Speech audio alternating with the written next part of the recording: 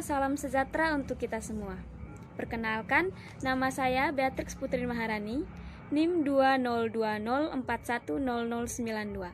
Saya dari Fakultas Ekonomi Program Studi Manajemen. Langsung pada materi. Materi kali ini saya akan menjelaskan tentang perencanaan sumber daya manusia. Yang pertama, pengertian perencanaan sumber daya manusia. Perencanaan sumber daya manusia merupakan salah satu aktivitas penting dalam manajemen sumber daya manusia. Aktivitas ini penting karena berperan dalam proses perencanaan strategi sumber daya manusia di dalam organisasi. Organisasi perlu melakukan perencanaan sumber daya manusia guna mengetahui kebutuhan jumlah pekerjaan atau demand, guna mencapai tujuan organisasi yang disesuaikan dengan jumlah penawaran tenaga kerja atau supply. Perencanaan sumber daya manusia atau Human Resource Planning didefinisikan sebagai proses perkiraan atau peramalan atau forecasting akan kebutuhan sumber daya manusia di dalam sebuah organisasi.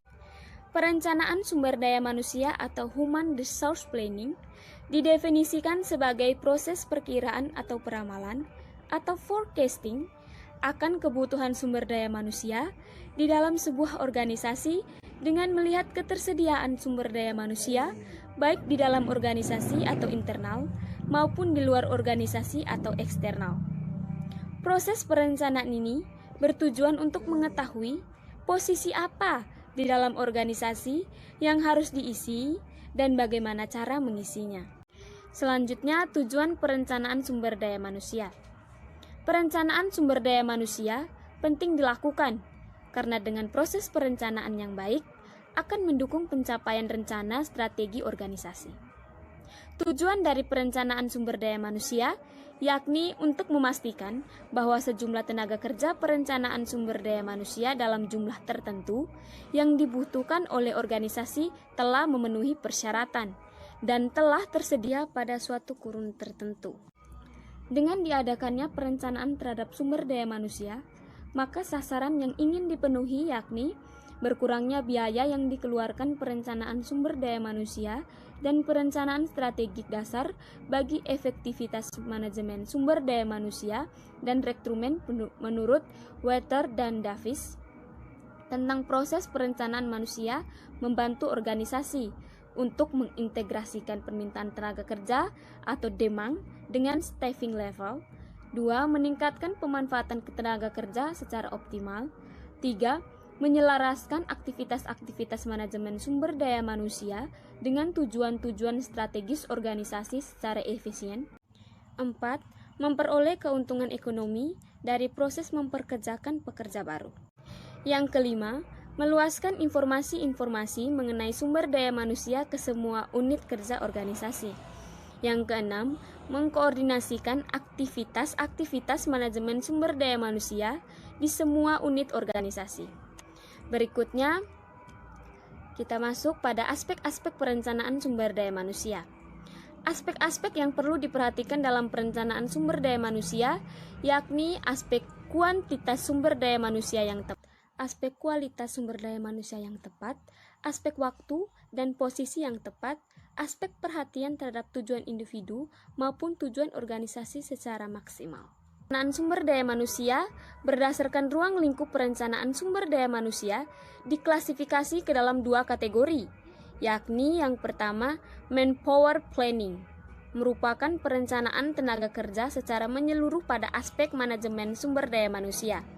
Yang kedua, manpower programming, merupakan perencanaan tenaga kerja yang bersifat detail dan merupakan implementasi dari manpower planning. Berikutnya kita masuk pada penjelasan tahapan dalam perencanaan sumber daya manusia. Secara singkat, proses perencanaan sumber daya manusia adalah mengikuti langkah-langkah sebagai berikut. Yang pertama, peramalan permintaan dan ketersediaan tenaga kerja.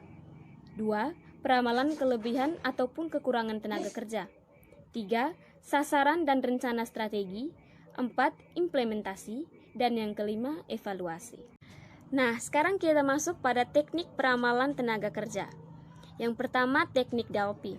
Metode Delphi adalah metode peramalan atau forecasting yang digunakan untuk meramalkan kemungkinan yang akan terjadi di masa depan dengan menggunakan pandangan dan kesepakatan dari sekelompok ahli yang berasal dari berbagai bidang kerja atau industri. Langkah-langkah pada metode Delphi. Yang pertama, pilih fasilitator.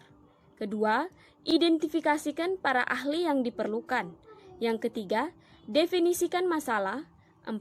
Pertanyaan putaran pertama. Kelima, pertanyaan putaran kedua.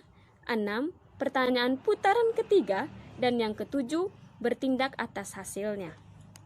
Rata-rata bergerak atau moving average merupakan pendekatan kuantitatif untuk meramalkan permintaan tenaga kerja yang didasarkan pada suatu indeks organisasi seperti penjualan. Moving average atau dalam bahasa Indonesia disebut dengan rata-rata bergerak adalah salah satu metode peramalan bisnis yang sederhana dan sering digunakan untuk memperkirakan kondisi pada masa yang akan datang dengan menggunakan kumpulan data-data masa lalu atau data-data historis. Pada dasarnya, moving average atau rata-rata bergerak adalah menghitung rata-rata suatu nilai rutut waktu dan kemudian digunakan untuk memperkirakan nilai pada periode selanjutnya. Moving average atau rata-rata bergerak diperoleh melalui penjumlahan dan pencairan nilai rata-rata dari sejumlah periode tertentu, kemudian menghilangkan nilai terlamanya dan menambah nilai baru. Faktor eksternal adalah faktor-faktor di luar organisasi tetapi memiliki dampak terhadap jumlah pekerja yang dibutuhkan oleh organisasi. Faktor-faktor eksternal itu adalah yang pertama, kondisi perekonomian, kondisi sosial politik, teknologi, dan kompetisi. Faktor organisasi adalah faktor-faktor yang berasal dari internal organisasi itu. Faktor-faktor ini berdampak langsung terhadap jumlah permintaan tenaga kerja yang dibutuhkan oleh organisasi. Faktor-faktor tersebut adalah yang pertama, rencana strategis organisasi. Rencana strategis organisasi adalah sebuah rencana yang terstruktur mengenai tujuan-tujuan organisasi yang ingin dicapai dan strategi-strategi yang digunakan untuk mencapai tujuan-tujuan tersebut. Nah, dalam rencana strategi organisasi terdapat anggaran. Anggaran yaitu kemampuan organisasi untuk membayar pekerjanya, tentu agar berdampak pada jumlah pekerja yang dipekerjakannya. Organisasi tidak mungkin mempekerjakan tenaga kerja melebihi jumlah anggaran keuangan yang dimilikinya. Yang kedua, perkiraan produksi dan penjualan. Apabila jumlah penjualan meningkat, maka produksi pun akan meningkat.